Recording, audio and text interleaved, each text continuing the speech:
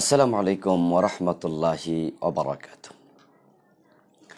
আলহামদুলিল্লাহি রাব্বিল আলামিন ওয়াসসালাতু ওয়াসসালামু আলা নবিয়িনা মুহাম্মদ ওয়া আলিহি ওয়া আসহাবিহি আজমাইন। ফাআউযু বিল্লাহি মিনাশ শাইতানির রাজীম। বিসমিল্লাহির রাহমানির রহিম। ফাসআলু আহলা যিকর ইন কুনতুম লা তা'লামুন। আমানতু বিল্লাহ। সম্মানিত দ্বীনী ভাই ও বোনেরা, যেখান থেকে আমাদেরকে দেখছেন সকলকে স্বাগত জানাচ্ছি। আসুন ইসলাম জানি সাধারণ প্রশ্নোত্তর পর্বের ২৭তম আজকে এই এপিসোডে আমরা আলহামদুলিল্লাহ অনেকদিন যাবৎ সাধারণ প্রশ্নোত্তর নিয়ে আপনাদের সাথে আমরা কথা বলেছি, কিন্তু মাহফিলের সিজন আসার কারণে একটু ব্যস্ততা বেড়ে গিয়েছে, তাই কিছুদিন আমরা একটু অনিয়মিত হয়ে পড়েছিলাম। তো আজকের মাহফিলটাও আমাদের প্রশাসনের বদৌলতে ক্যান্সেল হয়েছে, যার কারণে আজকে আপনাদের সাথে আবার আমরা জয়েন করার সুযোগ পেয়েছি। তো প্রশাসনকেও ধন্যবাদ জানানো দরকার যে তারা আপনাদের সাথে আমাদেরকে মিলিত হওয়ার সুযোগ করে দিয়েছেন। আমরা সময় ক্ষেপণ না করে মূল পর্বে প্রবেশ করতে চাই। শফিকুল ইসলাম নামে একজন ভাই জানতে চেয়েছেন, মহিলাদের সাজদার সময় যদি পায়ের গোড়ালি বা পায়ের পাতা বের হয়ে থাকে নামাজে কোনো অসুবিধা হবে?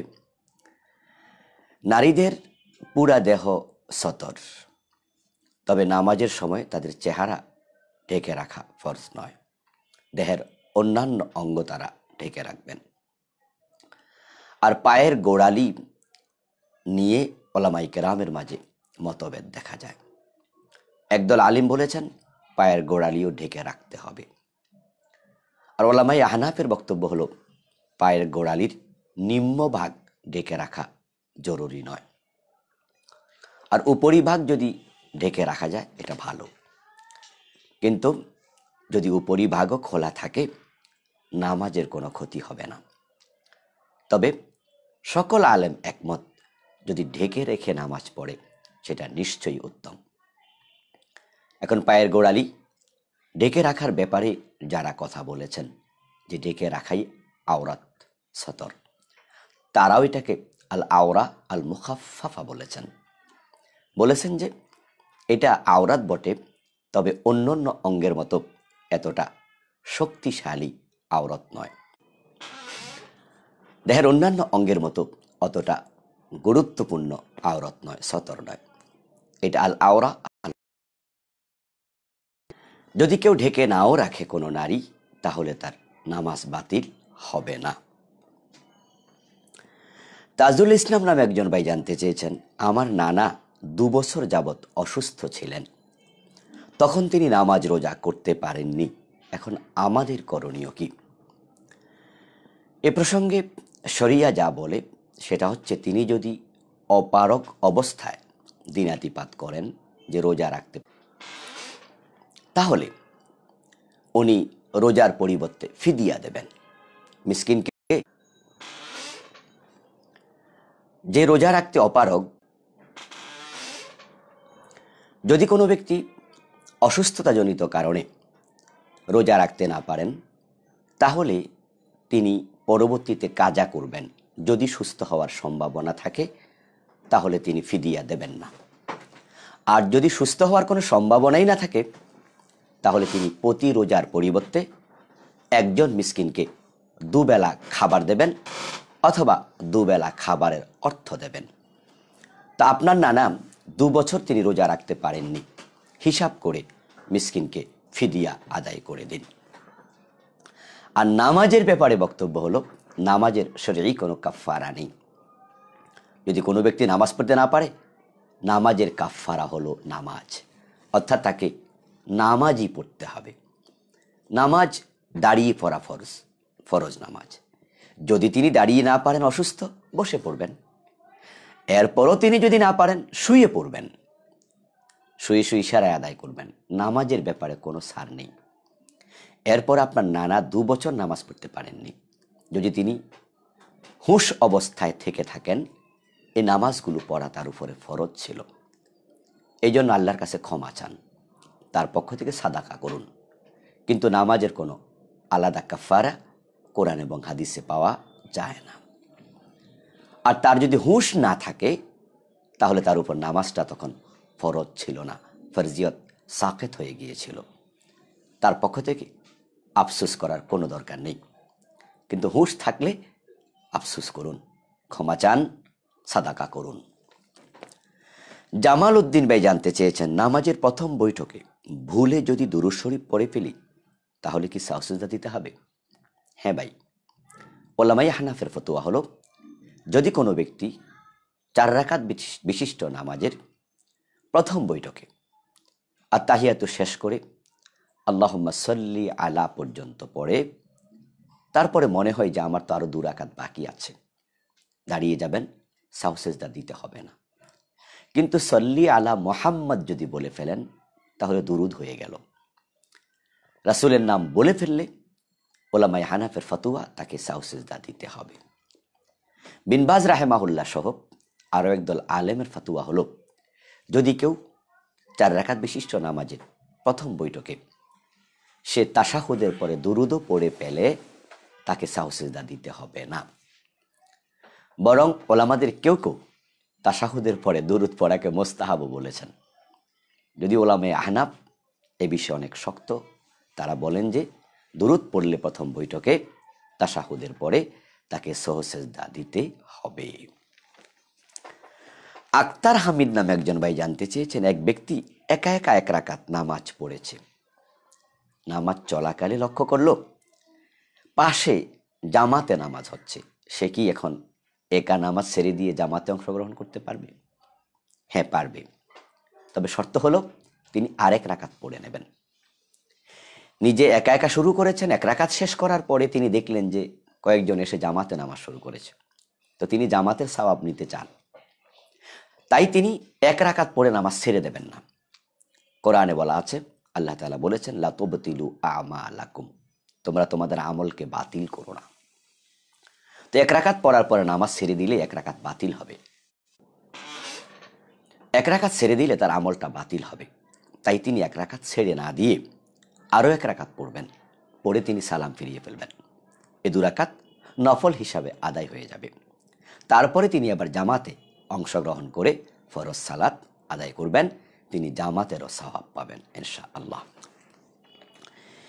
ইমন নামে একজন ভাই জানতে চেয়েছেন, জোহর ও আসর নামাজে কিরাত আমরা চুপে চুপে পড়ি, এটা কেন? মাগরিব, ইশা এবং ফজর নামাজে আমরা জোরে জোরে কেরাত পড়ি, অথচ জোহর আর আসরে আমরা চুপে চুপে কেরাত পড়ি। আসলে কোনো কারণ নেই।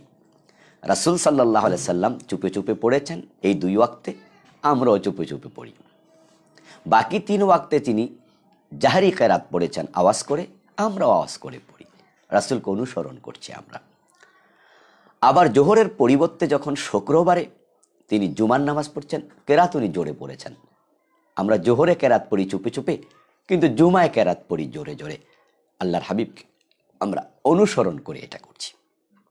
এখানে আমরা কোনো কারণ অনুসন্ধান করি না, করার প্রয়োজনও অনুভব করি না। ওয়ালিউল্লাহ নামে একজন ভাই জানতে চেয়েছেন, কুড়িয়ে পাওয়া টাকা গরিবকে দান করলে আমি কি দায়মুক্ত হব? হ্যাঁ ভাই, আপনি কুড়িয়ে পাওয়া টাকা যদি মালিকের কাছে পৌঁছিয়ে দেন আপনি তখনই দায়মুক্ত হবেন। গরিবকে আপনি কিভাবে দেবেন? টাকা তো আপনার নয়। এজন্য মাসালা হলো কুড়িয়ে পাওয়া টাকা গ্রহণ না করা।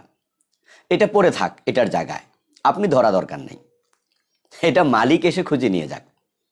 যদি আপনি ধরেন তখন আপনার দায়িত্ব হবে, আপনি এলান করবেন, ঘোষণা করবেন, এই টাকার মালিককে, টাকা হারাইছেন, নিয়ে যান। আপনার উপরে তখন হচ্ছে মালিকের কাছে পৌঁছানোটাই দায়িত্ব, গরিবকে দেয়া নয়। টাকার মালিক আপনি নয়, আপনি গরিবকে দিবেন কিভাবে? এখন খুঁজতে খুঁজতে আপনি 2 মাস চলে গেল, 6 মাস চলে গেল, এই টাকাটা মালিক খুঁজে পাচ্ছেন না। তখন আপনি যদি নিজে গরিব হন তাহলে আপনি খেয়ে ফেলতে পারবেন। আর যদি আপনি গরিব না হন তাহলে আপনি গরিবকে দিয়ে দিতে পারবেন। তবে যদি মালিক 10 বছর পরেও এসে বলে যে আমার কিছু টাকা হারিয়ে গিয়েছিল, শুনেছি আপনি পেয়েছেন, আপনাকে কিন্তু আবার এই টাকা ফিরিয়ে দিতে হবে। যদি আপনি বলেন যে আমি তো গরিবকে দিয়ে দিয়েছি, আর উনি বলে যে আমার টাকা গরিবকে কেন দিছেন, আপনাকে টাকা ফিরিয়ে দিতে হবে। এই জন্য কুড়ানো জিনিসের বিষয়ে শরীয়ত খুব শক্ত। ইসলামের আসলে সৌন্দর্যটা এখানেই। কারণ আমরা যদি কিছু হারিয়ে ফেলি, ভুলে কোথাও রেখে আসি, আমারটা তো আমি খুঁজে নেব। যদি আমরা কেউ এটা না নিতাম, না ধরতাম, তাহলে আমি জানতাম যে আজকে তো আমি অমুক দোকানে বসেছিলাম, অমুক বাজারে গিয়েছিলাম, সেখানে গেলে তো আমি পেয়ে যাব। ইসলাম প্রত্যেকের মালকে খুঁজে পাওয়া সুনিশ্চিত করতে চায়। এজন্য কুড়িয়ে পাওয়া জিনিস গ্রহণ করবেন না, করলে এলান করা ওয়াজিব। গরিবকে দিলে ও বেটা চাইলে আপনি তাকে আবার ফিরিয়ে দেওয়া ওয়াজিব। আশা করি বুঝতে পেরেছেন। নঈম ইসলাম ভাই জানতে চেয়েছেন, আত্মহত্যাকারী কি চিরস্থায়ী জাহান্নামী? আত্মহত্যাকারী চিরস্থায়ী জাহান্নামী নয়, কারণ আত্মহত্যা করা কবিরা গুনাহ। এটা জঘন্য একটি গুনাহ। রাসূল সাল্লাল্লাহু আলাইহি সাল্লাম বলেছেন, যে ব্যক্তি যা দিয়ে নিজেকে হত্যা করবে, জাহান্নামে তাকে সে শাস্তিটাই অবিরত দেয়া হবে। কেউ যদি বিষ পান করে মারা যায়, জাহান্নামে তাকে বারবার বিষ পান করানো হবে। কেউ যদি ফাঁসিতে ঝুলে মরে, জাহান্নামের আগুনের ভিতরে তাকে ফাঁসিতে ঝুলিয়ে রাখা হবে। খুবই কঠিন শাস্তি সে পাবে, এটা বড় অপরাধ। কিন্তু এই শাস্তি একবারে আবাদুল আবাদ, চিরকাল সে কখনো নিষ্কৃতি পাবে না, এটা আমরা বলতে পারি না। কারণ আত্মহত্যা কুফরি নয়, এটা কবিরা গুনাহ। আর কুফরি করলেই চিরস্থায়ী জাহান্নামী। কবিরা গুনাহগার আশা করা যায় শাস্তির পরে সে মুক্তি পাবে। আল্লাহ তাআলা শিরক এবং কুফরকে ক্ষমা করবেন না। ওয়াগফিরু মা দুনা যালিকা লিমান ইয়াশা, তিনি চাইলে বাকি গুনাহ ক্ষমা করতেও পারেন। এখন আল্লাহ যদি মনে করেন যে না, সে আত্মহত্যা কেন করেছে, তাকে আমি চিরদিন জাহান্নামে দিয়ে দিলাম, সে ক্ষমতা আল্লাহর আছে। আবার তিনি যদি মনে করেন এটা তো কবিরা গুনাহ, আমি তো শিরিক ক্ষমা করব না, কবিরা তো আমি ক্ষমা করব। আমি বলেছি ওয়াগফিরু মা দুনা যালিক, শিরিক ছাড়া আমি ক্ষমা করতে পারি, তাকে আমি ক্ষমা করে দিলাম। আল্লাহ চাইলে ক্ষমা করতে পারবেন। এই জন্য আমরা আত্মহত্যাকারীকে চিরস্থায়ী জাহান্নামী মনে করি না, তাই তো আমরা তার জানাজার নামাজ পড়ি। আত্মহত্যাকারী যদি কাফের হয়ে যেত, চিরস্থায়ী জাহান্নামী হয়ে যেত, তাহলে তার জানাজার নামাজ পড়া হতো না। অমুসলিমের তো জানাজার নামাজ নেই, অথচ সকল আলেমরা এই বিষয়ে একমত যে আত্মহত্যা করবে তারও জানাজার নামাজ আছে। এতে বোঝা যায় সে চিরস্থায়ী জাহান্নামী হবে না। আমরা আল্লাহর কাছে প্রার্থনা করি আল্লাহ যেন এই জাতীয় অপরাধ থেকে আমাদের হেফাজত করেন। হাফেজ আবু তাহের ভাই জানতে চেয়েছেন, জাকাতের টাকা যদি মসজিদ মাদ্রাসায় দান করি আদায় হবে? না, আদায় হবে না। জাকাতের 8টি খাত আল্লাহ তাআলা নির্ধারণ করে দিয়েছেন। সুতরাং জাকাত যিনি দেবেন ওই 8 খাতে দিতে হবে। মসজিদ মাদ্রাসা জাকাত আপনি দিবেন না, কারণ যেহেতু এটা 8টি খাতের ভিতরে নেই। ইন্নামা সাদাকাতুল লিল ফুকারাই ওয়াল মাসাকিন ওয়াল আমিলিনা আলাইহা। এভাবে আল্লাহ তাআলা 8টি খাত বলেছেন। ফকির, মিসকিন, জাকাত বিভাগের কর্মচারী, ঋণগ্রস্ত ব্যক্তি, মুসাফির, জিহাদ ফি সাবিলিল্লাহ। এই 8টি খাত আপনাকে কোরআন থেকে খুঁজে নিতে হবে।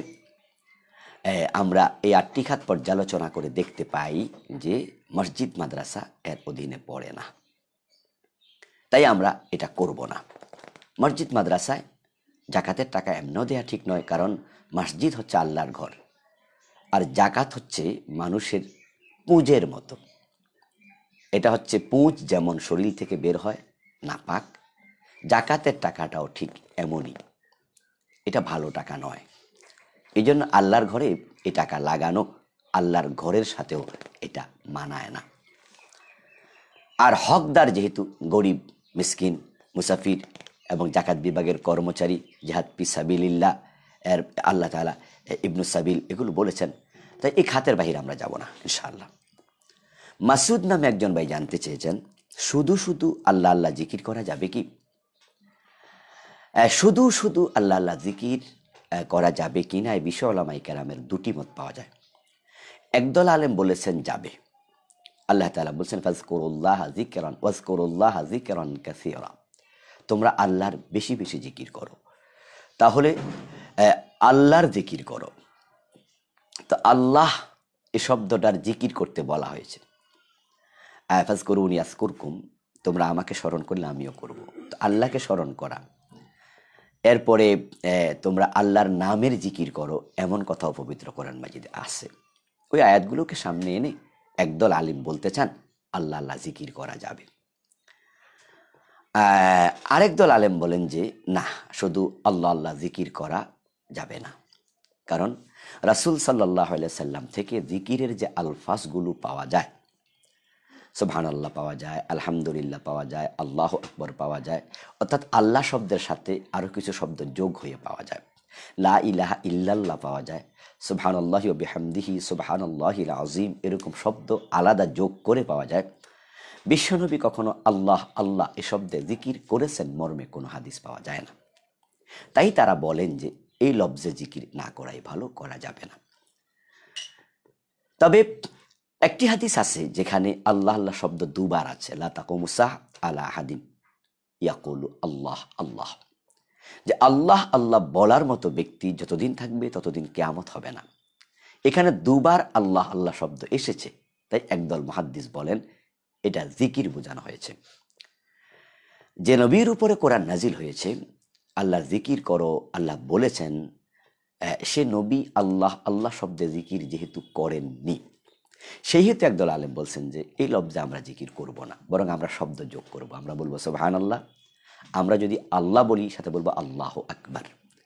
আর আল্লাহ এটা লফজে নেদা, এটা হচ্ছে ডাকার শব্দ। তো আল্লাহ তো জিকির নয়, ওনারা বলতে চান যে আল্লাহ হলো আহ্বান। আল্লাহ মানে ইয়া আল্লাহ, হে আল্লাহ। তো আপনি আল্লাহকে ডাকবেন, আল্লাহ ডাকে নিশ্চয়ই সাড়া দেবেন। কিন্তু জিকির যদি করেন, আল্লাহ শব্দের সাথে আপনি আরো শব্দ কিছু যোগ করবেন। ওলামাদের দুটি মতামতই এ বিষয়ে পাওয়া যায়, আশা করি বুঝতে পেরেছেন। ওয়াহিদ নামে একজন ভাই জানতে চেয়েছেন, কোরআন ছুঁয়ে যদি কেউ কোনো ওয়াদা করে আর তা পালন না করে তাহলে কি গুনাহ হবে? ওয়াদা পালন না করলে ইচ্ছা করে গুনাহ তো হবেই। ওয়াদা লঙ্ঘন করা এটা মুনাফিকের আলামত। আর কোরআন ছুঁয়ে যখন কেউ বলবে, এটা শপথের অন্তর্ভুক্ত হয়ে যায়। কোরআন আল্লাহর সিফাত, সিফাত কাদিম। আল্লাহ যেহেতু কাদিম, তার সিফাত কাদিম, অবিনশ্বর। এজন্য আল্লাহর নামে যেমন শপথ হয়, যদি কোরআন ছুঁয়ে কেউ বলে এটাও শপথের মতোই হয়ে যাবে। কোরআনের হুরমত হলো শপথ করেছেন, শপথ রক্ষা করবেন। আল্লাহর কসম করে যদি কেউ কোনো শপথ করে, সে যেমন তা রক্ষা করতে হয় আল্লাহর নামের হুরমতের কারণে, সম্মানের কারণে। তো কোরআন ছুঁয়ে শপথ করেছেন বা ওয়াদা করেছেন, আল্লাহর নাম কোরআনের সম্মান একই জিনিস, এটা আল্লাহ সিফাত। তাই আমরা বলবো এই ওয়াদা আপনি লঙ্ঘন করবেন না। যদি লঙ্ঘন করেন তাহলে আপনি গুনাহগার হয়ে যাবেন। সোহেল নামে একজন ভাই জানতে চেয়েছেন, সূরা হাশরের শেষ 3 আয়াতের তিলাওয়াতের ব্যাপারে যে ফজিলতের কথা শোনা যায়, 70,000 ফেরেশতা ইস্তেগফার করবেন সকাল থেকে সন্ধ্যা পর্যন্ত। আবার সন্ধ্যাবেলা তিলাওয়াত করলে সন্ধ্যা থেকে আবার ভোর পর্যন্ত 70,000 ফেরেশতা তার জন্য ইস্তেগফার করবেন। এই হাদিস কি সহিহ? হ্যাঁ, এমন একটি হাদিস পাওয়া যায়, তবে মুহাদ্দিসগণ বলেছেন এই হাদিসটি জয়ীফ, এটা সহিহ নয়। এখন জয়ীফ হাদিসও কিন্তু আমলযোগ্য, অসুবিধা নেই। আমলের উৎসাহের ক্ষেত্রে জয়ীফ হাদিস গ্রহণযোগ্য। তো কোরআনের তেলাওয়াত তো ভালো কাজ, যে কোনো জায়গা থেকে আমরা তেলাওয়াত করতে পারি। তো সূরা হাশর তেলাওয়াত করলে অন্য সহিহ হাদিস দিয়ে তো প্রমাণিত হয় কোরআন থেকে পড়লে সওয়াব, প্রতি অক্ষরে 10 নেকি। কোরআন থেকে তেলাওয়াত করলে প্রতি অক্ষরে 10 নেকি। তো সূরা হাশরের শেষ 3 আয়াত তেলাওয়াত করলে কি নেকি পাওয়া যাবে না? ডেফিনেটলি পাওয়া যাবে। কিন্তু অতিরিক্ত যে একটি কথা আছে ফেরেশতা ইস্তেগফার করবে, অতটুকু জয়ীফ। এখন যদি ওই অংশটুকু অসাব্যস্ত হয়, সঠিক নাও হয়, কিন্তু শুধু তিলাওয়াতের সওয়াব তো পাওয়া যাবে, কোনো অসুবিধা নেই। উল্লেখ্য যে জয়ীফ হাদিস দিয়ে আমল সাব্যস্ত হয় না, কিন্তু আমলের ফজিলত সাব্যস্ত হয়। তো কোরআন তেলাওয়াতের ফজিলত তো সহিহ হাদিস দিয়ে সাব্যস্ত। সুতরাং এখন উৎসাহমূলক যে কথাটা আছে, ফজিলতের কথা আছে, ওটা যদি সাব্যস্ত এই হাদিস দিয়ে না হয়, সূরা হাশরের শেষ 3 আয়াত পড়ার কোনো আপত্তি নেই, বাধা নেই। তবে সবাই মিলে সমস্যারও পড়তে হবে, এটা গ্রহণযোগ্য নয়। আমাদের দেশের মসজিদগুলোতে সবাই মিলে পড়ে, আসলে এটা ইনফেরাদি আমল। আর কোরআন যেখানে তেলাওয়াত হবে সেখানে চুপ থাকা এবং মনোযোগ দিয়ে শোনাটা দায়িত্ব, আবশ্যক। সবাই মিলে পড়লো তো শুনলো কে? ঠিক না? ইমাম সাহেব পড়বেন, অন্যরা শুনবেন, অথবা নিজে নিজে চুপি চুপি পড়বেন, কিন্তু সবাই মিলে, এটা সুন্নাহ নয়। তবে হ্যাঁ, যদি মশকের জন্য হয়, যেমন হেফজখানা ছাত্র কোরআন যখন মুখস্থ করে তখন সবাই মিলে পড়ে, যখন মাস্ক করে তখন সবাই মিলে পড়ে, সমস্বরে পড়ে। তো মাস্কের জন্য যদি হয় তাহলে পড়তে পারবে সবাই মিলে, তবে ইমাম একটু পড়বে, মুসল্লিরা আরেকটু পড়বে। এটা কতদিন চলবে? 2 মাস, 6 মাস, 1 বছর? এটা তো চিরকাল চলতে পারে না মাস্ক। এই জন্য আমরা বলবো সূরা হাশরের শেষ 3 আয়াত যারা আপনারা পড়ছেন অসুবিধা নেই, কিন্তু সমস্বরে পড়বেন না। এটা ব্যক্তিগত আমল, অন্য আমলের মতো এটাও চুপি চুপি পড়বেন। সাগর ভূঁইয়া নামে একজন ভাই জানতে চেয়েছেন, অন্য মায়ের সন্তানকে বোন ডাকা কি শরীয়ত সম্মত? হ্যাঁ, অসুবিধা নেই। একজন মুমিনা নারী আপনার বোন, একজন মুমিন পুরুষ আপনার ভাই। ইন্নামাল মুমিনুনা ইখওয়া, আল্লাহ তাআলা বলেছেন মুমিনরা তো পরস্পর ভাই। তাহলে একজন মুমিনা নারী তো আপনার বোন হবে, তাকে আপনি বোন ডাকতে কোনো অসুবিধা নেই, তবে পর্দার বিষয়ে সতর্ক থাকতে হবে। আবু ইউসুফ না, আমার ছেলে নাই, মেয়ে আছে, আমি কি আমার মেয়েকে আমার সকল সম্পদ লিখে দিতে পারবো? আপনি এটা করবেন না, কারণ আপনার মেয়ে আপনার সম্পদের কতটুকু পাবেন আল্লাহ কিন্তু এটা বলে দিয়েছে, ফারায়েজ নির্ধারণ করে দিয়েছে। তো যেখানে আল্লাহ দরকার, আপনার ভাইয়েরা অংশ নিয়ে যাবে, আপনার ভয় মেয়েকে যদি আমি লিখে না দেই তাহলে মেয়ে একটা হলে সে পাবে অর্ধেক, মেয়ে যদি একাধিক হয় পাবে 3 ভাগের 2 ভাগ, তো বাকিটুকু কে পাবে? আমার ভাইয়েরা। কামাইছি আমি, আমার ভাই পাবে কেন? এটা আপনার আপত্তি না। আল্লাহ তাআলা ভাইদের সম্পদ দিয়েছেন, অংশ দিয়েছেন আপনার সম্পদ থেকে, সুতরাং আল্লাহর অর্ডার, নির্দেশনাকে আপনি লঙ্ঘন করবেন না। আর দুনিয়া তো কে কাজে আসে বলা তো যায় না, আপনার ভাইয়েরা তো আপনার মেয়ের চেয়েও বেশি কাজে আসতে পারে। আখেরাত তো ঠিকই, আপনার মেয়ের চেয়েও আপনার ভাইয়েরা বেশি উপকারী হতে পারে আখেরাতে। এই জন্য আমরা বলবো আপনি জীবদ্দশায় লিখে দিয়ে যাবেন, এই কাজটা না করাই ভালো, কারণ সে কি পাবে আল্লাহ তো বলে দিয়েছেন, তাই অগ্রিম কাজ করা শোভনীয় নয়। আল আমিন নামে একজন ভাই জানতে চেয়েছেন, কবরস্থানের উপর ঘর তৈরি করা যাবে কি? না, কবরের উপরে বসতে বিশ্বনবী নিষেধ করেছেন, কবরের পবিত্রতা রক্ষা করতে বলেছেন, কবরকে অপবিত্র করা যাবে না, কবরের উপরে বসা হাঁটা ঠিক নয়।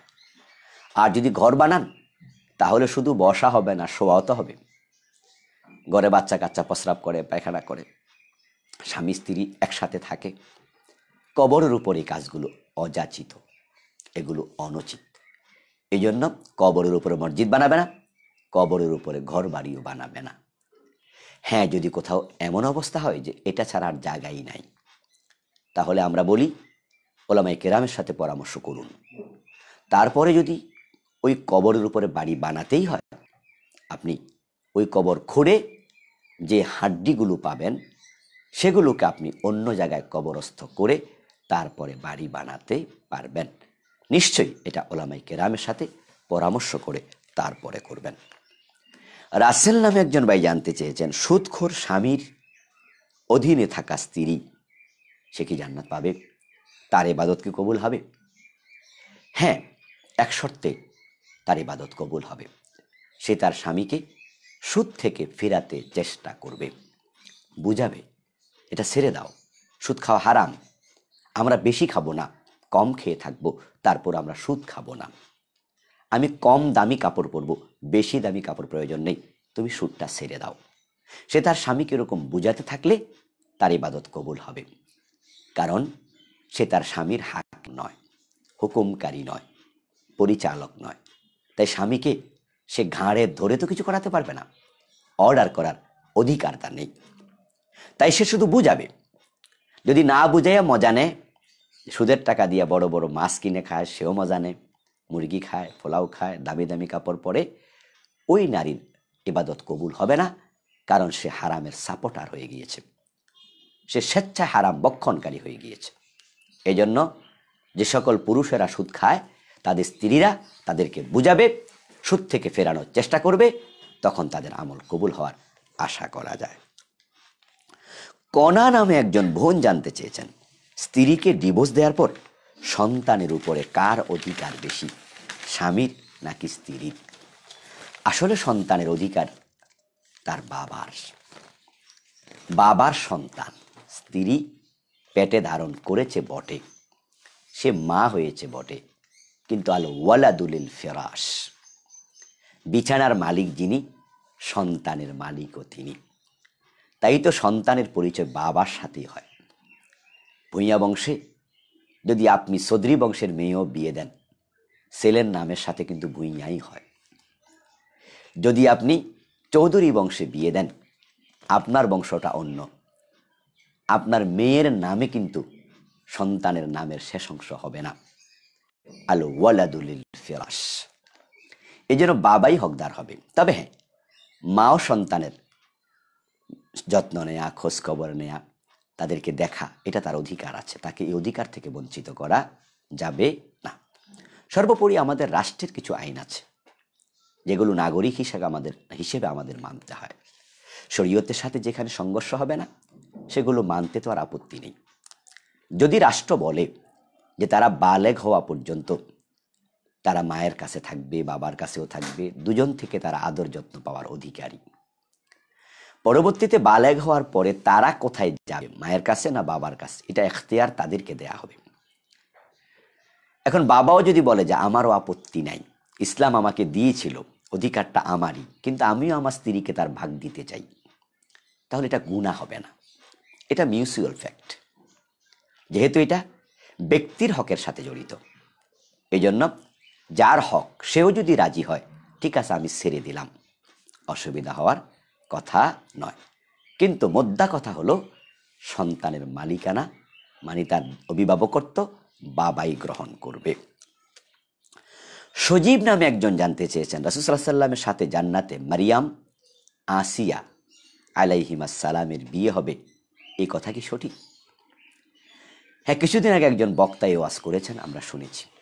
এটা নিয়ে অনেকে ফেসবুকে লেখালেখিও করেছেন, বলেছেন হ্যাঁ, আল্লামা তাবারানী রাহিমাহুল্লাহ আল মুজামুল ওয়াসিত নামক হাদিসের কিতাবে তিনি হযরত ইবনে বুরাইদা থেকে হাদিস এনেছেন। আবু হুরায়রা রাদিয়াল্লাহু তাআলা থেকেও হাদিস বর্ণিত হয়েছে হাদিসের অন্য কিতাবে, যে হযরত আসিয়া মুসা নবীর বোন কুলসুম, উম্মে কুলসুম এবং ফিরআউনের স্ত্রী আসিয়া আর আরেকজন আছে মারিয়াম আল বাতুল, ঈসা আলাইহিস সালামের মা মারিয়াম, এই তিনজনের সাথে বিশ্বনবীর জান্নাতে বিয়ে হবে, এ মর্মে হাদিস রয়েছে। তবে এই হাদিসটিকে মুহাদ্দিসগণ যঈফ বলেছেন। এই হাদিসটি একাধিক সূত্রে বর্ণিত হয়েছে, একাধিক সাহাবী থেকে। আল্লাহ ভালো জানেন তার বাস্তবতা কি।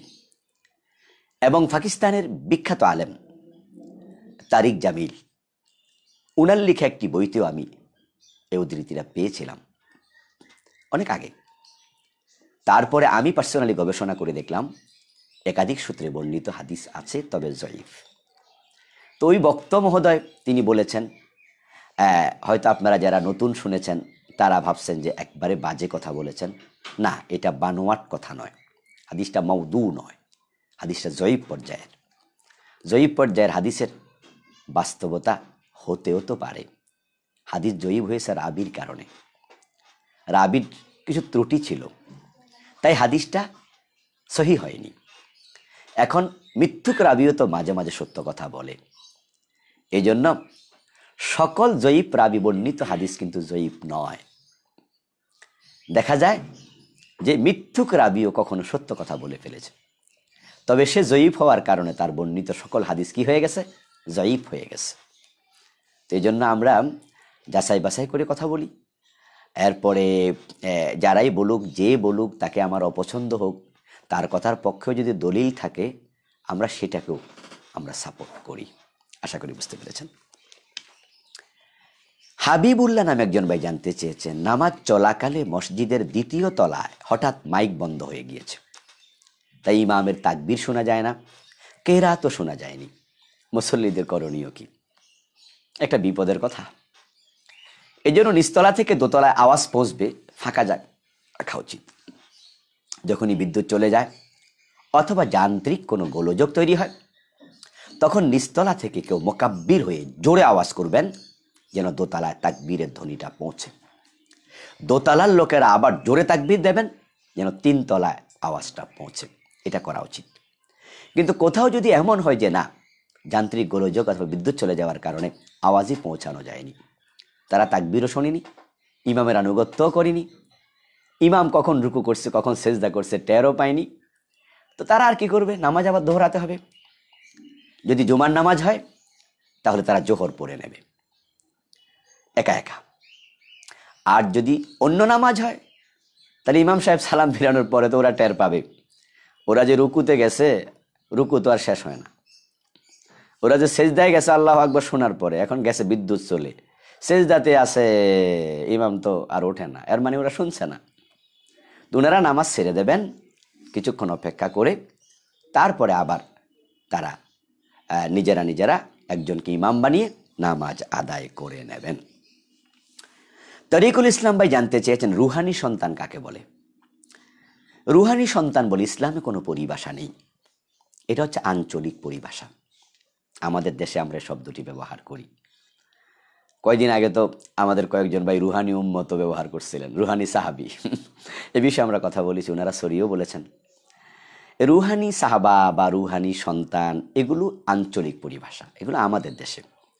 অর্থাৎ ছাত্রকে শিক্ষক মনে করে সে আমার ছেলের মতোই, তো কিন্তু সে তো আমার ছেলে না, যেহেতু তাকে আমি পড়াই লেখাপড়া করি, আমার সন্তানের মতো সে, এই হিসাবে বলে রুহানি সন্তান। তা আমরা আমাদের ওস্তাদদেরকে সম্মান দিয়ে বলি আমাদের রুহানি বাবার মতো, মানে যেহেতু সে আমাকে পড়ায় আর শিক্ষক বাবার মতো শ্রদ্ধেয়, এই হিসাবে আমরা শব্দটি ব্যবহার করি।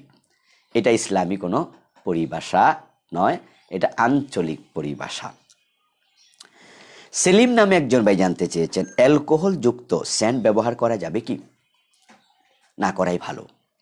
একদল আলিম বলেছেন, আল্লাহ তাআলা মদের আলোচনা করে বলছেন ফাস্তানিবুহু, তা থেকে বিরত থাকে।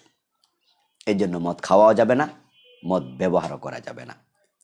আর একদল আলিম বলছেন খাওয়া হারাম, যেমন আঙ্গুর থেকে তৈরি হয় মদ, খেজুর থেকে তৈরি হয় মদ, তো খেজুর তো খারাপ জিনিস না, খাওয়াই জায়েজ।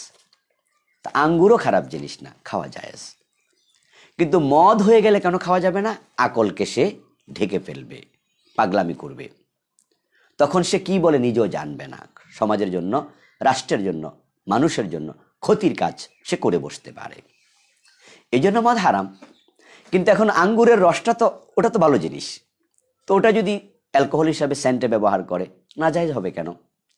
এই জন্য একদল আলেম বলছেন ব্যবহারে অসুবিধা নেই, তবে খাওয়া হারাম। কিন্তু ইজমালি যে আয়াত ফাজতানিবুহু, আল্লাহ বলছে এগুলো পরিহার করো, বাদ দেও, মুতলাক হুকুম, ওখানে খেও না, আল্লাহ এটা না বলে বলছে একবারে বিরত থাকো। ওই মুতলাক হুকুম থেকে একদল আলেম বলেন খাওয়াও যাবে না, অ্যালকোহল হিসাবে ব্যবহারও করা যাবে না। এই জন্য আমরাও সাজেস্ট করি, যদি অ্যালকোহল ফ্রি লেখা থাকে আপনি সেন্ট ব্যবহার করুন। যদি অ্যালকোহল ফ্রি লেখা না থাকে, অ্যালকোহল আছে আপনার মনে হয়, তাহলে আপনি ব্যবহার করবেন না। নাজিম নামে একজন ভাই জানতে চেয়েছেন, আমরা কি কারো কপালে চুমু দিতে পারি? হ্যাঁ, আপনি কপালে চুমু দিতে পারেন, অসুবিধা নেই। যদি বয়োজ্যেষ্ঠ কেউ হয়, মুরব্বী হয়, আপনার স্নেহের কেউ হয়, আপনি তার হাতে, তার কপালে আপনি চুমু দিতে পারবেন। যদি পুরুষ মানুষ হয়, পুরুষ পুরুষকে, নারী নারীকে, এটা অনুমোদিত। তবে যদি আসক্তির সাথে হয় তাহলে হারাম, অথবা আসক্তি তৈরি হতে পারে, তাহলেও দেয়া যাবে না, তাহলে এটা মাকরুহ তাহরিমি, হারাম পর্যায়ে চলে যাবে। আর যদি এই জাতীয় কোনো আশঙ্কা না থাকে, একজন নারী আর একজন নারীর কপালে চুমু দেবে, তাদের মাঝে আসক্তি তৈরি হবে না, তাহলে দেখ না, ভালোবাসা তৈরি হবে। একজন পুরুষ আরেকজন পুরুষের কপালে চুমু দেবে একজন মহাব্বত করে, আসক্তির কোনো সম্ভাবনা নেই, দেখ না, নিষেধ নেই, হাতে চুমু দিতে পারে, দেয়া যেতে পারে, কিন্তু আসক্তি হলে যাবে না। ফাহাদ নামে একজন ভাই জানতে চেয়েছেন, দোয়ায়ে মাসুরা আমরা নামাজে যখন পড়ি, সেখানে আমরা দোয়ায়ে মাসুরা না পড়ে কি অন্য দোয়া করতে পারবো? হ্যাঁ, পারবেন। দোয়ায়ে মাসুরা মানে হচ্ছে এমন দোয়া যে দোয়া হাদিস থেকে এসেছে, হাদিসে পাওয়া যায়, রাসূল পড়েছেন। এখন আপনি তাশাহুদ শেষ করে দুরূদ শরীফ পড়লেন, তারপরে আপনি রাসূলের হাদিস থেকে কোনো দোয়া না পড়ে আপনি পার্সোনাল নিজে বানায়া কোনো দোয়া পড়লেন, জায়েজ আছে। হাদিসে পাওয়া যায়, সহিহ মুসলিমে এসেছে, রাসূল সাল্লাল্লাহু আলাইহি সাল্লাম বলেছেন, দুরূদ শরীফ পড়ার পরে তোমার মনে যা চায় তুমি সে দোয়াই করতে পারো।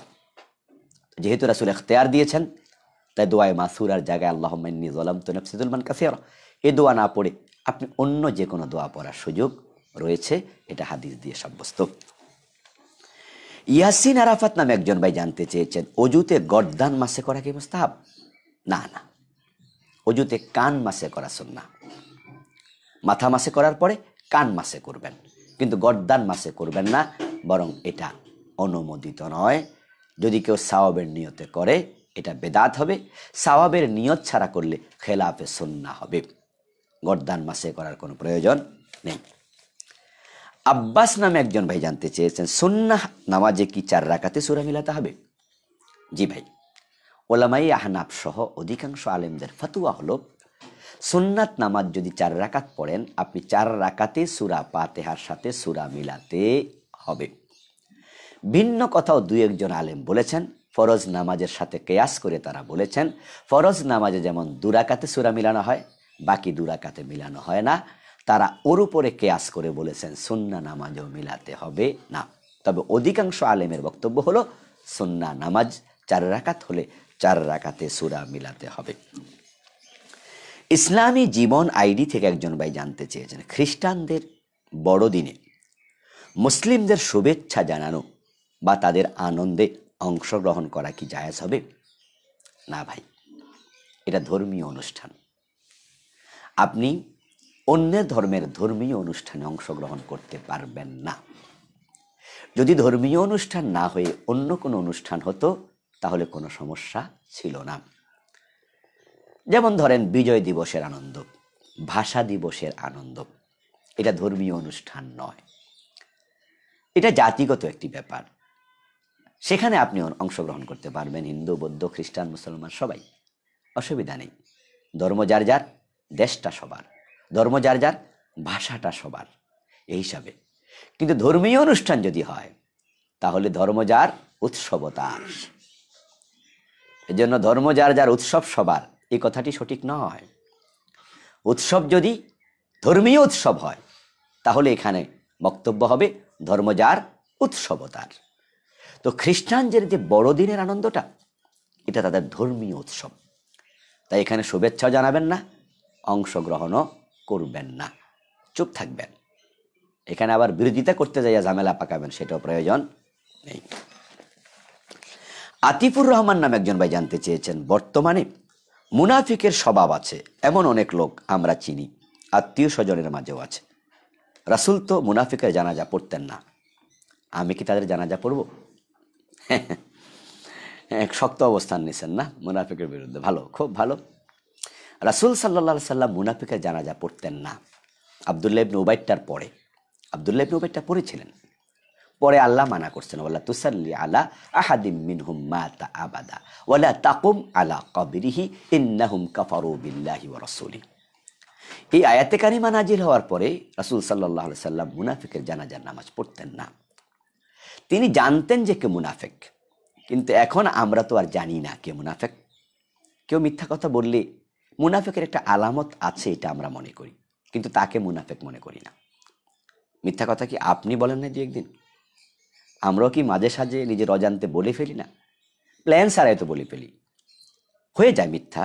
যেমন ধরেন আমি একটা টুপি কিনেছি 1000 টাকা দিয়ে, কেউ আমাকে জিজ্ঞেস করলো, হুজুর টুপিটা কত? ঠিক তাৎক্ষণিক আমার মনে আসছিল না, আমি আন্দাজ করে বলে দিলাম 900 টাকা মনে হয়, বা 900 টাকা। এটা কি মিথ্যা হয়ে গেল না? মিথ্যা কাকে বলে? বাস্তবতার বিপরীত যেটা।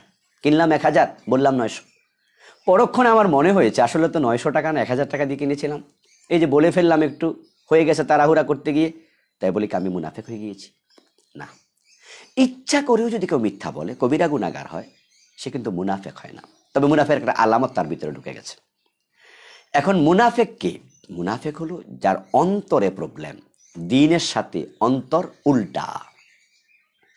সে কালেমা প্রকৃত অর্থে নেয় নাই, সে কোরআনকে প্রকৃত অর্থে তার ধর্মীয় কিতাব সংবিধান মানে নাই, সে ইসলামকে পরিপূর্ণ জীবন বিধান হিসাবে গ্রহণ করে নাই, অন্তরে সমস্যা।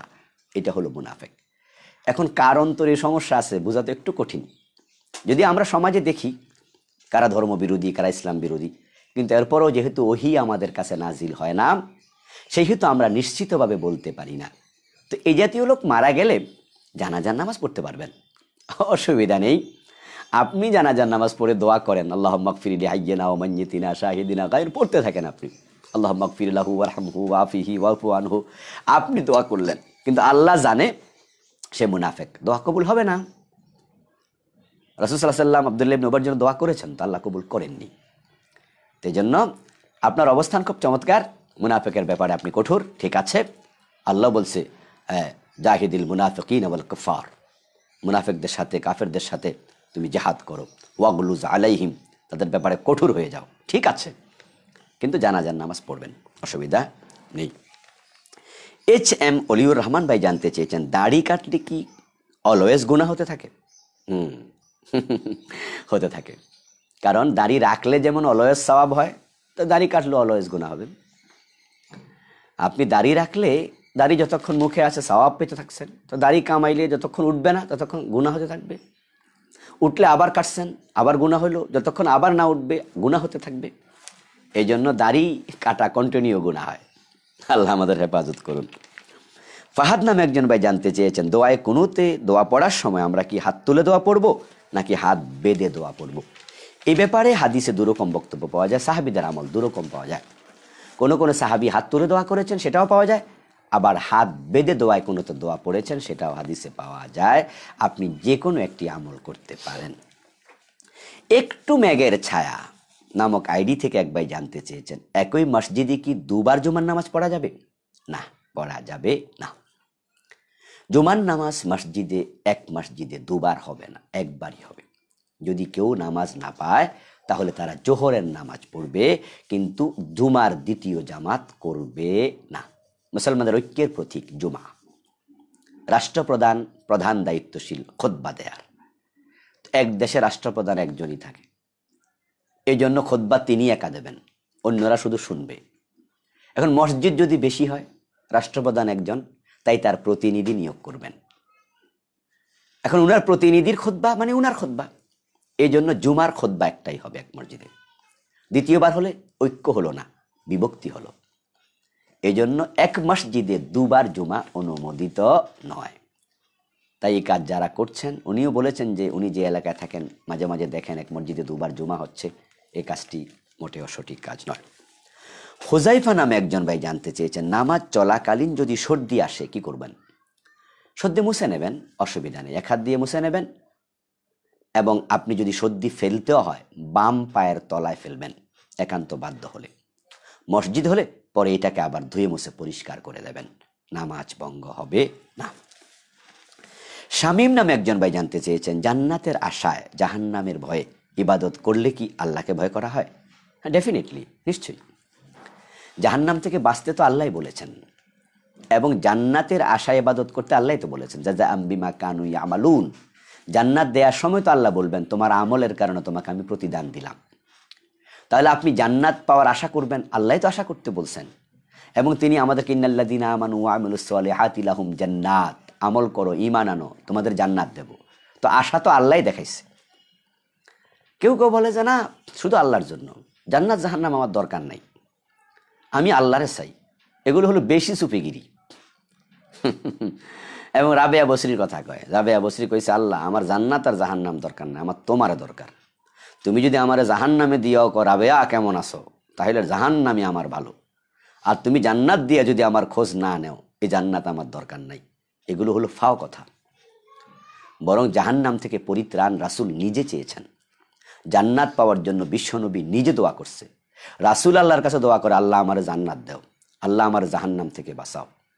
আর আমনে কোন আমার জান্নাত জাহান্নাম দরকার নেই, আল্লাহ তোমার চাই। আপনি কি রাসূলের চেয়ে বেশি আল্লাহওয়ালা হয়ে গেছেন? এগুলো হলো বেশি সুফিগিরি। আমরা আল্লাহর জান্নাত আল্লাহর কাছে চাই, আমরা জাহান্নাম থেকে ফানা চাই। এই আশায় যদি আপনি ইবাদত করেন কোনো অসুবিধা নেই, এবং এটার মাধ্যমে আল্লাহকে ভয় করা হবে, এতেও কোনো সমস্যা নেই। সম্মানীয় ভাইরা, যারা এখনো শেয়ার করেননি, মেহরবানি করে একটু শেয়ার করে দিন, অন্য ভাই বোনদের উপকার হবে ইনশাআল্লাহ। সুমাইয়া ইসলাম নামে একজন বোন জানতে চেয়েছেন, আমার মা একটি ইয়াতিম ছেলেকে ধর্ম ছেলে বানিয়েছে। আমি ক্লাস 10-এ পড়ি, সে আমারই ক্লাসমেট। আমি মাঝে মাঝে একটু বিরক্ত বোধ করি। আমার মায়ের কাজটি কি সঠিক হয়েছে? না, মোটেও সঠিক হয়নি। ক্লাস 10-এ পড়ুয়া একটা ছেলে, সে বালেগ হয়ে গিয়েছে। তাকে ধর্ম ছেলে, ধর্ম ভাই বলে বেপরদায় তার সাথে উঠা বসা করার কোনো অনুমতি ইসলামে নেই। সুতরাং তাকে ধর্ম ছেলে বানানোর কোনো সুযোগ নেই। তার সাথে আপনার মাকে পর্দা করতে হবে, আপনাকেও পর্দা করতে হবে। আপনারা পর্দা বাদ দিয়া আপনার মা বলবে ধর্ম ছেলে, আপনি বলবেন ধর্ম ভাই, ইসলামে এর কোনো অনুমোদন নেই। ভালো লেগেছে? আপনি বলছেন যে আপনি বিরক্ত হচ্ছেন। হ্যাঁ, এই জাতীয় অবাধ চলাফেরায় বিরক্ত হয় হচ্ছে ঈমানের লক্ষণ। আপনার মাকেও আমার আলোচনাটি শোনাবেন যদি সুযোগ পান, যে ধর্ম ছেলে বলে তার সাথে দেখা দেয়া, উঠা বসা করা শরীয়ত অনুমোদন করে না। শহীদুল্লাহ ভাই পশ্চিমবঙ্গ, ভারত থেকে জানতে চেয়েছেন, হুজুর আমাদের দেশে তাবলিগ জামাতের কাজ চলে, আমি কি তাবলিগে যেতে পারি? হ্যাঁ, নিশ্চয়ই, নিশ্চয়ই পারেন। তাবলিগ জামাত দ্বীনের দাওয়াতি কাজ করছে। তারা নামাজ শিখাচ্ছে, রোজা শিখাচ্ছে, ওযু শিখাচ্ছে, সুদ ছাড়তে বলে, হারাম ছাড়তে বলে, ভালো। কিন্তু ইসলামের পরিপূর্ণতার দাওয়াত তাদের মাঝে একটু অনুপস্থিত। তাই আমরা বাংলাদেশে যারা তাবলিগ করে তাদেরকে বলি যে তোমরা পরিপূর্ণ ইসলামের দাওয়াত দাও আমার ভাইয়েরা। তাদেরকে আমরা বলি তোমরা পরিপূর্ণ ইসলামের দাওয়াত দিতে থাকো, আংশিক নয়। কিন্তু আপনি ভারতে আছেন, সেখানে চোর ধরে হাত কাটা, ডাকাত ধরে শুলে দেওয়া, ইসলামের ফৌজদারি বিধান কায়েম করা, দিন বিজয়ের কথা বলা, ভারতে এটা অমূলক। সেখানে মুসলমানের সংখ্যা খুবই কম। তাই সংখ্যাগরিষ্ঠের ভিত্তিতে আপনারা দিনকে সেখানে বিজয়ী করবেন, জেহাদ ব্যতীত, খেলাফতে রাশেদার অনুসরণ করে খেলাফত প্রতিষ্ঠা ব্যতীত অসম্ভব। তাই আপনি সেখানে তাবলিগের কাজ করে মৌলিক যে বিধানগুলো আছে শরীয়তের ফারায়েদ, ওয়াজেবাত, হরুমাত, মাকরুহাত, এগুলো মানার জন্য তাবলিগে আপনি যেতে পারেন, শিখতে পারেন, কোনো অসুবিধা নেই। সেখানে চোর ধরে হাত কাটার কথা না বললেও তাবলিগের লোকেরা জান্নাত পাবে। তবে শরীয়তের বিধানটা জানাইয়া দিতে হবে যে ইসলাম এমন একটা বিধান আছে। কিন্তু বাংলাদেশের তাবলিগ অনেকে ধরা খেয়ে যাবে, কারণ তারা দিন বিজয়কে অনেকেই তাদের কর্মসূচি বানায়নি। তারা সয়সুলের ভিতর আবদ্ধ। অথচ বাংলাদেশ তো মুসলিম দেশ, 90% মুসলমান। এখানে আপনি সয়সুল কেন? এখানে আপনার চেষ্টা হবে সব উসুল, ইসলামে যা আছে সব বলতে হবে।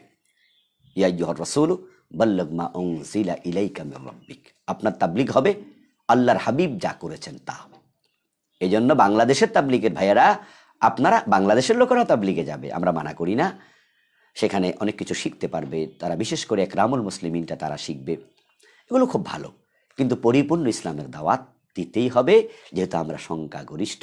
না হয় কিন্তু আল্লাহর কাছে ধরা খাওয়া লাগবে। দিন বিজয়ের কাজ করতেই হবে। বিজয় হলো নাকি হলো না সেটা দেখা দরকার নাই, বিজয়ের কাজ করেছেন কিনা সেটাই দেখা দরকার। মনির নামে একজন ভাই জানতে চেয়েছেন, নিজের বউ থাকা অবস্থায় খালাতো শালিকে বিয়ে করা যাবে? হ্যাঁ, যাবে। আপন দুই বোন একসাথে বিয়ে করা যাবে না, কিন্তু বউয়ের খালার মেয়ে তথা খালাতো বোন, আপনার খালাতো শালি বিয়ে করতে পারবেন। শরীয়ত অনুমতি আছে, কিন্তু আপনি পাবলিকের মাইর খাইলে আমার কিছু করার নেই। অথবা ঘরে বউয়ের মাইর খাবেন, রাবুল কালাম আজাদ হুজুর কইছে জায়েজ, আপনি কালকে করে আসবেন, আপনার পিঠ বাঁচাইতে আমি কিন্তু যাব না। আমি মাসআলা বলছি মাত্র যে শরীয়ত অনুমতি আছে, আপনি করতে পারবেন, বিয়েটা হবে। কিন্তু আপনার পরিবেশ মেনটেন করা, স্ত্রীকে বুঝ দেয়া, তাদের মাঝে সমতা বিধান করা, আবার রাষ্ট্রের আইন আছে, বউ কিন্তু মামলা দিলে 6 মাস জেল। তাহলে রাষ্ট্রের আইন থেকে বাঁচা, এই দায়িত্বগুলো আপনাকে নিতে হবে। কিন্তু শরীয়ত খালাতো বোনকে, খালাতো শালিকে বিয়ে করার অনুমতি দিয়েছে। ওসমান ভাই জানতে চেয়েছেন, নামাজির সম্মুখে কেউ কি শুয়ে থাকতে পারবে? হ্যাঁ, শুয়ে থাকতে পারবে। মা আয়েশা রাদিয়াল্লাহু তাআলা আনহা বিশ্বনবীর সামনে শুয়ে থাকতেন, রাসূল সাল্লাল্লাহু আলাইহি সাল্লাম নামাজ পড়তেন। যখন তিনি সেজদায় যেতেন তখন তিনি সেজদায় যাওয়ার আখ্যান দিয়ে পায়ে ধরে টিপ মারতেন, সিমটি কাটতেন, মা আয়েশা পা সরিয়ে নিতেন। রাসূলুল্লাহ সেজদা দিতেন, সেজদা শেষ করে যখন তিনি উঠতেন মা আয়েশা আবার পা সরিয়ে দিয়ে শুয়ে থাকতেন। তাহলে নামাজির সম্মুখে শুয়ে থাকা জায়েজ আছে, কিন্তু হাঁটা চলা জায়েজ নেই, হাঁটা চলা করা যাবে না। কেউ শুয়ে আছে, আপনি তার পাশে গিয়ে নামাজ পড়া শুরু করে দিয়েছেন, সে আড়াআড়িভাবে শুয়ে আছে উত্তর দক্ষিণ মাথা দিয়ে, আপনি পূর্ব পাশে দাঁড়িয়ে নামাজ শুরু করলেন, কোনো অসুবিধা নেই। সে যদি শুয়ে থাকে, ঘুমিয়ে থাকে, আপনার নামাজ হবে, তারও কোনো গুনাহ হবে না। মাকসুদুর রহমান ভাই জানতে চেয়েছেন, সন্তানের সামনে বাবা যদি মায়ের উপর জুলুম করে সন্তানের করণীয় কি? সন্তানের করণীয় চুপ থাকা। বাবা এখানে জালেম, মা এখানে মাজলুম, তাদের ফয়সালা আল্লাহর উপর ছেড়ে দেন, কিন্তু আপনি নাক গলাতে যাবেন না, বাবা মায়ের মাঝখানে ঢুকবেন না। কারণ তারা যদি ঝগড়াও করে, তারা সকালে ঝগড়া করছে, সন্ধ্যাবেলা কিন্তু আবার তারা দুজনে মিলে গেছে, তারা এক রুমে ঘুমায়, আপনি জানেন না, সেখানে তারা আবার একজন আরেকজনকে আদর করতেছে, কাছে টানতেছে। বাবা হয়তো বলে দিছে সরি, মা মুস্কি হাসি দিয়া কয় ওকে, তাহলে কিন্তু তারা ঠিক হয়ে গেল। আর আপনি নিজে নাক গলাইছেন, বদদোয়া কিন্তু পেয়ে গেছেন, আপনি বাঁচবেন কি দিয়া? এজন্য বাবা মায়ের মাঝখানে ঢুকতে নেই। এরপরেও যদি দেখেন যে বাবা বেশি জুলুম করে, তাহলে আদবের সাথে কথা বলুন, অথবা আপনি এমন এক লোক দিয়ে কথা বলান যাকে বাবা মানে। যেমন আপনি জ্যাঠাকে বলেন, দাদা থাকলে দাদাকে বলেন, মুরব্বী কাউকে লাগান। এইভাবে আপনি বাবাকে জুলুম থেকে বিরত রাখার চেষ্টা করুন, কিন্তু নিজে নাক গলাইতে মায়ের পক্ষ নিয়ে বাবার বিরুদ্ধে ঝগড়া শুরু করবেন, এটা কখনোই করা যাবে না। আপনি মাঝখানে ঢুকবেন না। জি, জান্নাত নামে একজন বোন জানতে চেয়েছেন, সালাতুত তাসবি সম্পর্কে কিছু বলুন। সালাতুত তাসবি হাদিস আছে, পড়তে চান পড়তে পারেন, নিয়ম হাদিসগুলোতে দেয়া আছে, কিন্তু রাসূল সাল্লাল্লাহু আলাইহি সাল্লাম কখনো নিজে সালাতুত তাসবি পড়েননি। তিনি ইবনু আব্বাস রাদিয়াল্লাহু তাআলা আনহুকে বলেছেন যে চাচা, এমন একটা ইবাদত করলে তোমার দিনের গুনাহ, রাতের গুনাহ, আগের গুনাহ, পরের গুনাহ, ছোট গুনাহ, বড় গুনাহ সব মাফ হয়ে যাবে। পারলে প্রতিদিন পড়ো, না পারলে সপ্তাহে একবার, না পারলে মাসে একবার, না পারলে জীবনে একবার। এই হাদিসটি কোনো মুহাদ্দিস বলেছেন জয়ীফ, কেউ বলেছেন হাসান, কেউ বলেছেন আল্লামা আপনার একজন মুহাদ্দিস তিনি বলেছেন মাউদু, তার নামটা আমি ভুলে গেছি, তিনি মাউজু পর্যন্ত বলেছেন। এই হাদিসের সনদ নিয়ে এমন জটিল কি বলে কমেন্ট অন্য হাদিসে পাওয়া যায় না। যে কেউ বললেন সহি, কেউ বললেন হাসান, কেউ বললেন জয়ীফ, একজন তো বললেন মাউদু। আল্লাহ আল্লাহ আল্লাহ আল্লাহ। এই জন্য আমরা বলি, যদি আপনি হাসান মনে করেন বা সহি মনে করেন, আপনি পড়তে পারেন, কিন্তু বিশ্বনবী কখনো পড়েননি, অথচ আমলের ব্যাপারে তিনি সবচেয়ে বেশি আগ্রহী ছিলেন। এত সওয়াব হলে কি রাসূল নিজে পড়তেন না? তাই আমরা বলি যে এত লম্বা নামাজ, 300 বার তাসবি, বাড়ির কাছের কথা, তাসবি গুনতে গুনতেই তো নামাজের মনোযোগ নষ্ট হয়ে যাবে। আপনি সুবহানাল্লাহ কয়বার যে পড়ছেন, সুবহানাল্লাহি ওয়া আলহামদুলিল্লাহি ওয়া লা ইলাহা ইল্লাল্লাহু আল্লাহু আকবার, হ্যাঁ, এই যে আপনি কতবার পড়ছেন, এত কষ্ট করে পড়লেন, অথচ রাসূল নিজে একবারও পড়েননি, অথবা এটা সহিহ হাদিস দিয়ে সাব্যস্ত নয়। এই জন্য আমরা আপনাদেরকে সাজেশন দিতে চাই, সেটা হচ্ছে ওই টাইমটা অন্য নফল নামাজ পড়ুন, যে নফল নামাজগুলো সহিহ হাদিস দিয়ে সাব্যস্ত। মাইনুদ্দিন হাসান ভাই জানতে চেয়েছেন আমেরিকা থেকে, যে তিনি দেখেন যে এক ব্যক্তি কোরআন তেলাওয়াত শুদ্ধ পারেন না, তিনি এটা নিশ্চিত, অথচ সেই লোকটাই আবার কখনো ইমামতি করছে নামাজের, তার পিছনে কি তিনি ইক্তেদা করবেন? আমরা মাইনুদ্দিন হাসান ভাইকে বলতে চাই, হাসান ভাই, ওই অশুদ্ধ তেলাওয়াতকারী ব্যক্তির পিছনে আপনার ইক্তেদা করা ঠিক হবে না, বরং আপনি একটু অপেক্ষা করুন, অপেক্ষা করে তারপরে আপনি যদি কাউকে পান জামাতে নামাজ পড়ুন, আর কেউ যদি না থাকে একা একা নামাজ পড়ুন। কারণ কোরআন যার লাহানে জালি হয়, প্রকাশ্য ভুল হয়, তার নামাজ হয় না। আর যদি সবার ভুল হয়, তাহলে আবার আল্লাহ ভালো জানেন হবে কি না, কোনো একজন ইমাম তো হওয়াই লাগবে। কিন্তু আপনি তো বিশুদ্ধ তেলাওয়াত পারেন, তাই এমন অশুদ্ধ তেলাওয়াতকারীর পিছনে আপনি নামাজে দাঁড়াবেন না। রাশেদ নামে একজন ভাই জানতে চেয়েছেন, কেউ যদি অজু করার পর তার স্ত্রীকে চুম্বন করে, অজু ভেঙে যাবে? না, অজু করার পরে স্ত্রীকে যদি চুমু দেন অজু ভাঙবে না। তবে যদি আপনার প্রস্রাবের রাস্তা দিয়ে পানি বের হয়ে যায় বা কিছু বের হয়ে যায় তাহলে অজু ভাঙবে। যদি উত্তেজনা না আসে তাহলে অসুবিধা নেই। আমিন নামে একজন ভাই জানতে চেয়েছেন, কারো যদি দুজন স্ত্রী থাকে, সে একজন স্ত্রীর সাথে সম্পর্ক করে শারীরিক, গোসল না করে আরেকজন স্ত্রীর সাথে শারীরিক সম্পর্ক করে, অসুবিধা আছে? না, কোনো অসুবিধা নেই। মুবাশশির নামে একজন ভাই জানতে চেয়েছেন, স্বামীর ডান পাশে স্ত্রীকে কবর দেয়া যাবে কি? কেন যাবে না?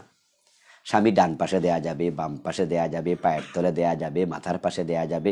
যেখানে কবরস্থানের খালি জায়গা আছে সেখানেই কবর দেয়া যাবে। শরীয়ত এ বিষয়ে কোনো বাইন্ডিংস আরোপ করে নাই। সুতরাং বাম পাশে দিতে হবে, ডানে দেয়া যাবে না, এগুলো আঞ্চলিক কুসংস্কার। কোনো কোনো এলাকায় এগুলো শোনা যায়। শরীয়ত এ ব্যাপারে কোনো বিষয় নির্ধারণ করে দেয়নি। আশা করি বুঝতে পেরেছেন। সম্মানীয় ভাইয়ের, আলহামদুলিল্লাহ আমরা ইতিমধ্যে অনেকগুলো প্রশ্নের উত্তর দিয়েছি। আপনারাও অনেকে আমার সাথে সম্পৃক্ত থেকেছেন। যারা এখনও শেয়ার করেননি, মেহরবানি করে শেষ দিকে একটু শেয়ার করে দিন। প্রশ্ন করেছেন অনেকেই, স্ক্রিনে আমি জবাব নিতে পারিনি।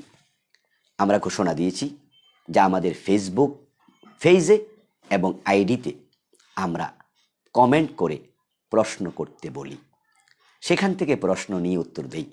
স্ক্রিন থেকে সরাসরি নিতে পারি না, সেজন্য দুঃখিত। দেখি সামনে হয়তো নিতেও পারি ইনশাআল্লাহ। তবে আপনারা আমার ফেজ এবং আইডিতে কমেন্ট করে প্রশ্ন করে রাখবেন, জবাব পাবেন ইনশাআল্লাহ। হতাশ হবেন না, প্রশ্ন করতে থাকুন, কোনো একদিন জবাব পেয়ে যাবেন। প্রশ্ন একার, উত্তর আমাদের সবার। আশা করি আমরা উপকৃত হব ইনশাআল্লাহ। সালাম দিয়েছেন অনেকে, ওয়ালাইকুম আসসালাম ওয়া রাহমাতুল্লাহি ওয়া বারাকাতুহু। যারা দোয়া করেছেন আমিও দোয়া করি, ভালো থাকবেন, আল্লাহ ভালো রাখুন, আমাদের সকলকে ঈমানের সাথে রাখুন, এ প্রত্যাশা করছি। আসসালামু আলাইকুম ওয়া রাহমাতুল্লাহি ওয়া বারাকাতুহু। সুবহানাকাল্লাহুম্মা বিহামদিক, আশহাদু আল্লা ইলাহা ইল্লা আনতা, আস্তাগফিরুকা ওয়া আতুবু ইলাইক।